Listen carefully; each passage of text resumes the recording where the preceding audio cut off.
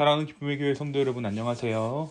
오늘은 다 같이 로마서 9장 1절에서 18절까지의 말씀을 묵상하도록 하겠습니다. 제가 여러분들을 위해서 18절까지의 말씀을 들려드립니다. 로마서 9장. 내가 그리스도 안에서 참말을 하고 거짓말을 아니하노라.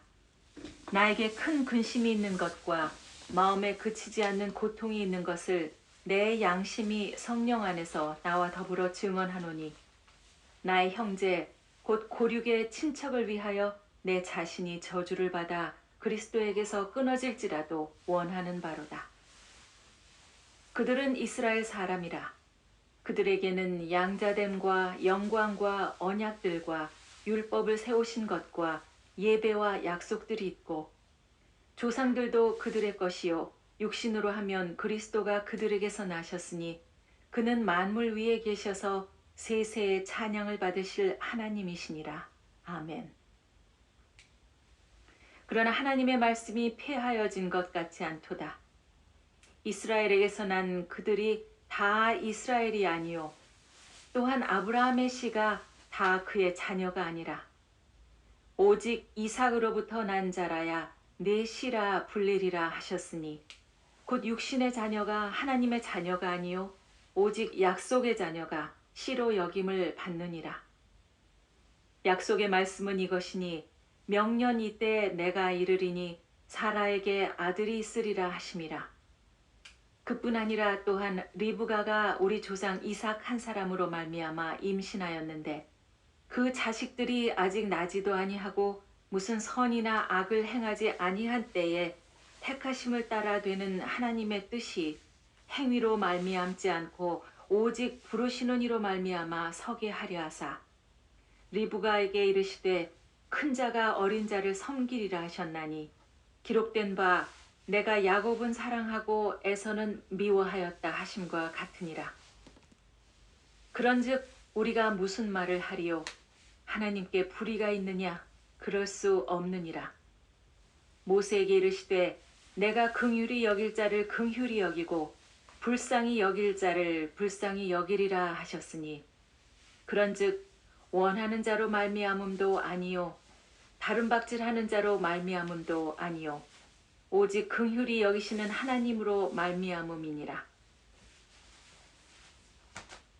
성경이 바로에게 이르시되 내가 이 일을 위하여 너를 세웠으니 곧 너로 말미암아 내 능력을 보이고 내 이름이 온 땅에 전파되게 하려 함이라 하셨으니, 그런즉 하나님께서 하고자 하시는 자를 긍휼히 여기시고 하고자 하시는 자를 완악하게 하시느니라. 아멘. 네, 우리가 계속해서 이 로마서의 말씀을 통해 아침마다 은혜를 나누고 있습니다. 오늘은 로마서 9장 1절에서 18절까지의 말씀을 함께 묵상합니다.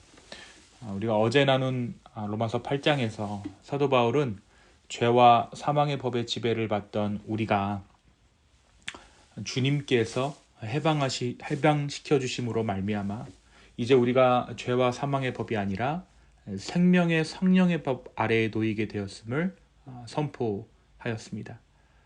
또한 하나님의 뜻대로 부르심을 입은 사람은 모든 것이 합력하여 선을 이룬다는 것도 바울은 확인시켜 주었습니다.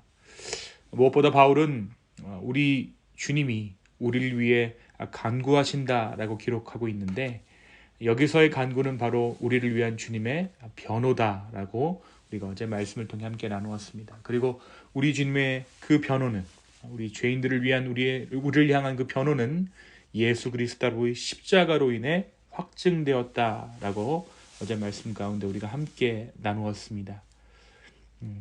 그러면서 바울은 말하기를 세상의 그 어떤 것이나 그 어떤 피조물도 우리 주 예수 그리스도 안에 있는 하나님의 사랑의 법에서 끊을 수 없다라고 선언했습니다. 그렇다면 이제부터는 이 하나님의 사랑을, 하나님의 은혜를 누리기만 하면 될 것 같았습니다. 로마서가 8장에서 마쳤다면 아마도 가장 아름다운 성경으로 기억될 수 있었을 것입니다.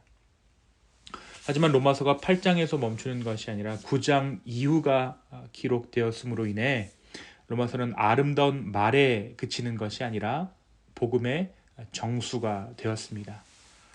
로마서 9장을 시작하면서 바울은 그의 마음에 그치지 않는 고통이 있다라고 말합니다.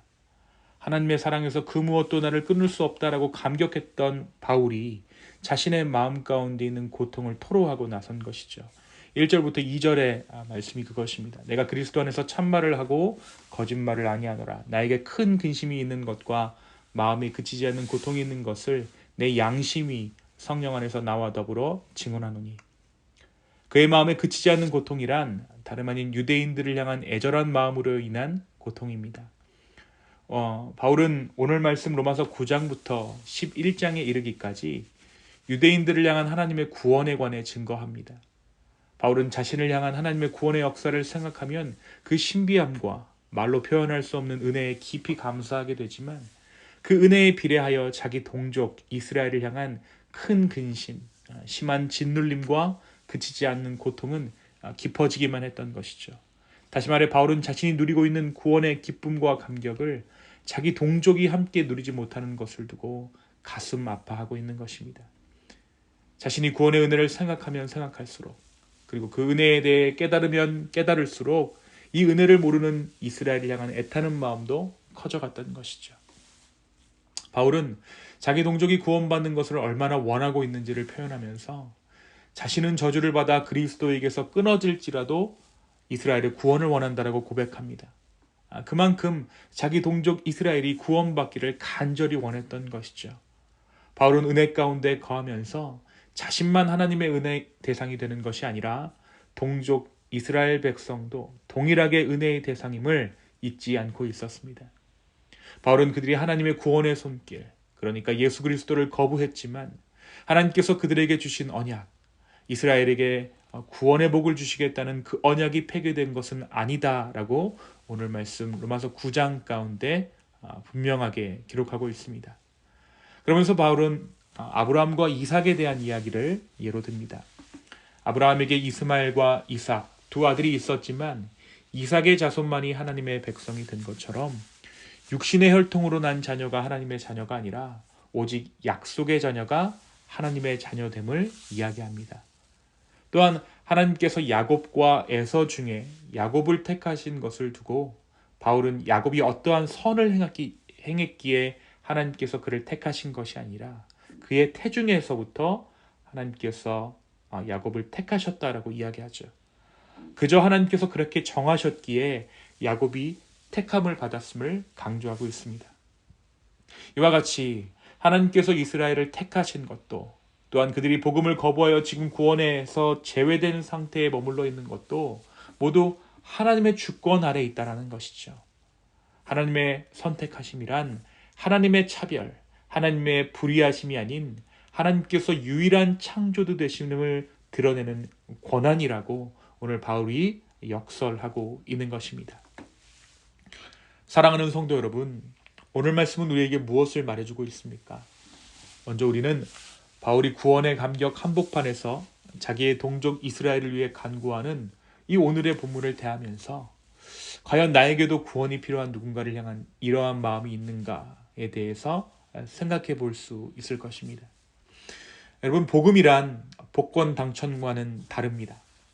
복음과 복권 둘 다 삶 가운데 기쁨을 가져다 주는 것은 일맥상통하지만 복권은 당첨되면 혼자만 그 기쁨에 도취될 뿐, 그리고 그 기쁨을 누릴 뿐 누군가를 도울 생각을 하지 않게 됩니다.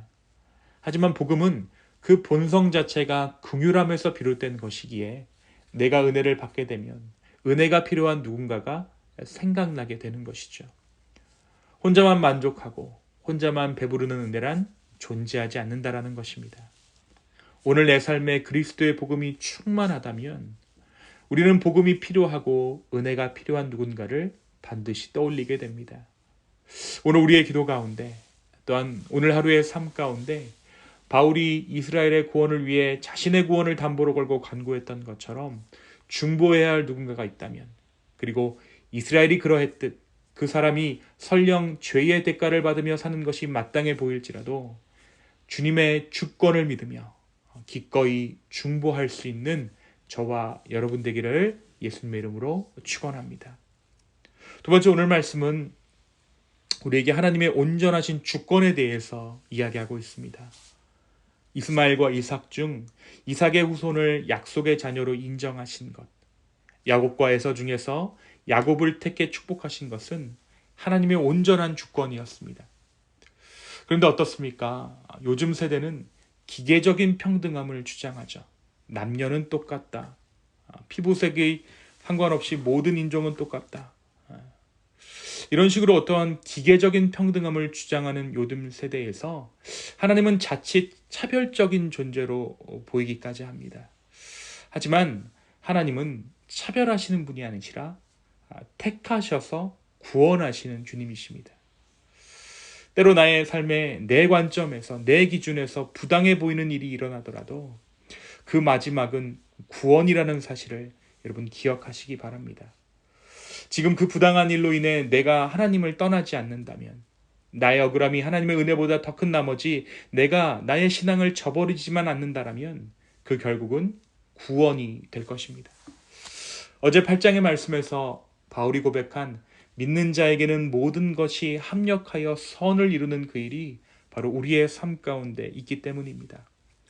우리가 세상의 평등에 물들다 보면 하나님도 부당해 보일 때가 있고 내 인생도 부당해 보일 때가 있다는 것이죠. 하지만 그 부당함이 우리의 마음을 삼켜 우리가 하나님의 구원을 정말 외면하기까지 하나님을 욕보이지 않는다면 그 부당함까지도 사용하셔서 하나님은 우리의 구원을 이루신다라는 것이죠. 사랑하는 성도 여러분, 오늘 전적인 하나님을 신뢰할 수 있는 이 아침 되기를 소망합니다. 때로 우리의 삶 가운데 이해가 되지 않는 일들이 일어나고 때로 부당한 일이 내가 내 삶 가운데 당할지라도 합력하여 선을 이루시는, 합력하여 구원을 이루시는 그 주님을 믿음으로 바라볼 수 있는, 그래서 마침내 인말 그 구원의 날에 함께 기뻐할 수 있는 저와 여러분 되기를 예수님의 이름으로 축원합니다. 이 시간 함께 기도하시겠습니다. 주님, 오늘 이 로마서 9장의 말씀을 통해 우리의 마음을 다시 한번 조명해 주시니 주여 감사합니다. 주님, 우리 주변에 복음이 필요한 자가 있습니까? 구원이 필요한 자가 있습니까? 그가 비록 지금 죄 가운데 있지만 하나님의 은혜가 필요한 자임을 이 시간 고백하며 그 영혼을 주 앞에 올려드립니다. 주님, 또한 우리의 삶 가운데 여러 가지 부당한 일로 마음 가운데 어려운 자들이 있습니까? 그러나 이 시간 고백하는 것은 하나님의 주권을 고백하며 인정합니다. 주여, 우리의 삶을 주님의 능력으로 인도하여 주시옵소서. 주여, 우리의 삶을 드립니다. 우리의 마음을 드립니다. 주여, 우리를 긍휼히 여겨 주시옵소서. 감사합니다. 이 모든 말씀 살아서 역사하시는 예수님의 이름으로 기도하였습니다. 아멘.